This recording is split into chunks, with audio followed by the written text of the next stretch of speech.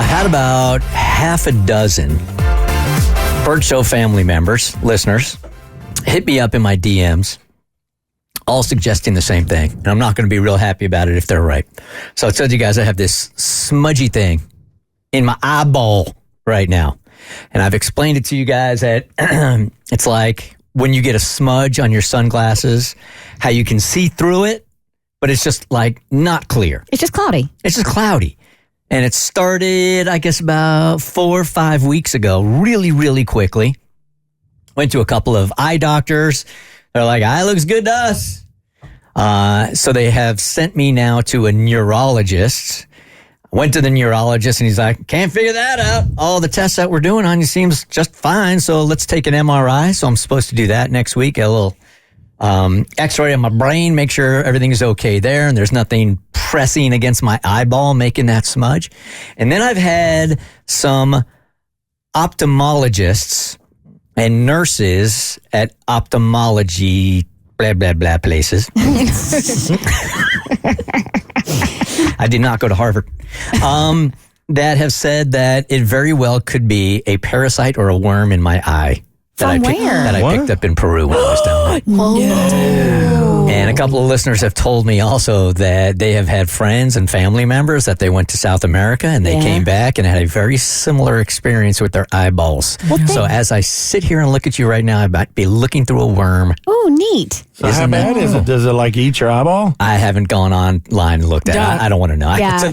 To know that you're living with a worm in your eyeball is too much for me. But I mean, thankfully, you talked about it, and if that is the case, you figured it out, and that's huge. I actually, so I booked an appointment with an ophthalmologist already based on just their recommendations, their thought on it, even before I'm getting the MRI done. Okay. So I'm trying to check off all these boxes, but Did nobody ask you if you had traveled out of the country recently or anything like that? They all put it together. I think they're like P1, so they're like, we know you went to South America. No, I'm talking about when you went to the ophthalmologist, when they were asking questions, they didn't ask you if you had like traveled out of the country recently or anything? They did, and one of the optometrist said they thought that it might be because I was at such high altitude, but usually when you come back, then this kind of thing clears up, and it just hasn't. So it's got to be something else. You are an early bird. Wow. Really? That's where you went with it?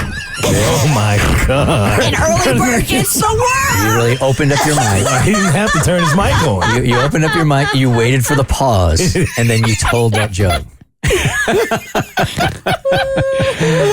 So I'll let you know how it goes, man. But just the thought of having like some kind of worm in my eye, man. It's so rare in the U.S. that would explain why people couldn't diagnose it off the bat, because it just wouldn't occur to them to look for that. I'm trying everything. I'm convinced we all have worms. In other countries, they deworm themselves like twice a year. Like kids get it over Christmas break, and Americans, we don't do that sort of thought. I eat sushi. I've walked barefoot in the dirt. You're telling me like we don't have worms? Tiffany's friend Ashley and her husband did this thing where I'm not exactly sure what drink it was that they were doing, but they were doing a flush of parasites and worms in their body. You do it at home, right? Mm-hmm. And the things that were coming out of her body that she was taking a picture of and sending Tiffany were freaking me out. Like long worms that were like 4 inches long coming out of their body. I had a friend who did it too and felt immediately different after she dewormed herself. She said they both said, amazing. Mm-hmm. Huh. Yeah. That's interesting. So, if you're groggy during the day, it's not your hormones. It's not that you didn't sleep well enough. It's that you've got a 4-inch parasite in your tummy. Or a lot of them. I don't like today's show. Nope. Not at all. Dead people and worms. Yeah. All right, so let's try to find out why she needs to confront her neighbors here. It has everything to do with the kids that are out of hand. Hi, Bert Show. Longtime listener. Love you guys. I have a situation with my neighbors. More specifically, with my neighbors' children. For context, I'm 30, have no children, 3 dogs, and I work from home 3 days a week. I've made friends with my neighbors on the left, but the neighbors on the right have always been standoffish and rude. They once kept one of my packages for themselves. It was delivered there accidentally. Until I went over and knocked on their door to ask for it back. They made an excuse to not give it to me right away, and when they did return it, the package was open. Needless to say, I do not have a good rapport with them. Yeah, that's not very nice. These neighbors have 5 kids, all under the age of 7. My nice neighbors have one child. Let's call him Tim, who is very respectful and sweet to me. Tim started making friends with my other neighbors' 5 kids, and now they all play together after school. It started off with each of them playing in their own yards. However, since my house is in the middle, they have slowly migrated to my yard/driveway. Normally, this would not bother me, except that the 5 kids are not as polite or well-behaved as Tim.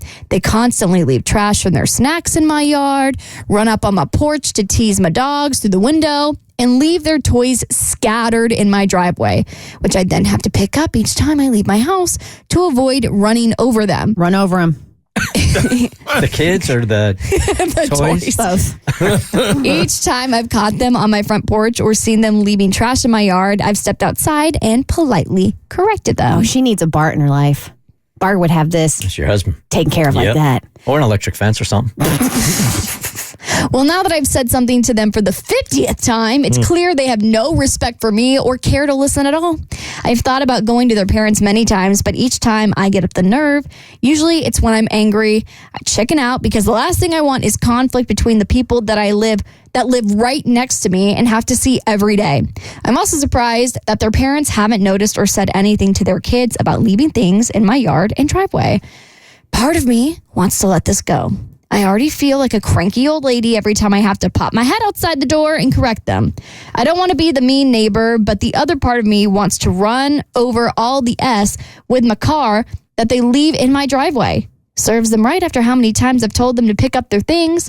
I would never actually do that, but some days it's tempting. Do it. For those of you who are parents, how would you prefer your neighbor approach the situation if it were your kids? Or should I just leave it alone and suck it up? Appreciate your thoughts and opinions in advance. Best. Anybody want to give us some like tough love for the neighbor kids that you've done before? 1-855-BERT show, because my knee-jerk reaction was, if you've gone over there a couple of different times and told the kids, and did she say that she talked to the parents? No, that's the thing. Yeah, you got to talk to them first. Yeah, you do. You talk to the parents, and if it still happens over and over and over again, I swear to you, I would take those and I would bring them to Goodwill. Yep. That's after a while. So, I mean, we have a great neighborhood with a lot of kids, and everybody is on the same page as far as, even though my husband can be a little too stern at times, he and I have had conversations about this, and it was his upbringing a lot different than other people's upbringings, right? And so I understand where it's coming from, but kids do, like, they respect him and they like him. Like, all the kids in the neighborhood generally like Bart. They fear him. But I wouldn't say they don't fear. Okay, maybe a little bit. But when it comes to something, like when you've talked to the kids and they're not listening, especially like they have 3 dogs like we do, running up onto the porch and like rattling the dogs, whatever. If you have asked the kids or told the kids, reprimanded them, and they're not listening, you, before you do anything, have to go over to the parents and be like, hey, I really need your help here. This is what I'm dealing with. Can you please help me out? If the parents are being defiant and not respectful of your property, at that point in time, all gloves are off. If that stuff is left in your driveway, you run over it. If it's not, if it's in your yard, you gather it and you donate it to Goodwill. You've said in the email, you've literally done this 50 times trying to get the kids to behave, and they're not. So go to the parents, let the parents try to intervene, and if they don't, you got to play dirty. Now, Abby doesn't like kids, so she's just like, get rid of the kids. I think she should just move. 5 kids in your driveway constantly. There's no choice. Call up your realtor. You're moving? Right. Yeah, I'm moving. I can't deal with this. This is too much. Talk to the parents. Yeah, you got to go talk over to there the and knock parents. on the door. That's the first thing you got to do, for sure. The Bert Show.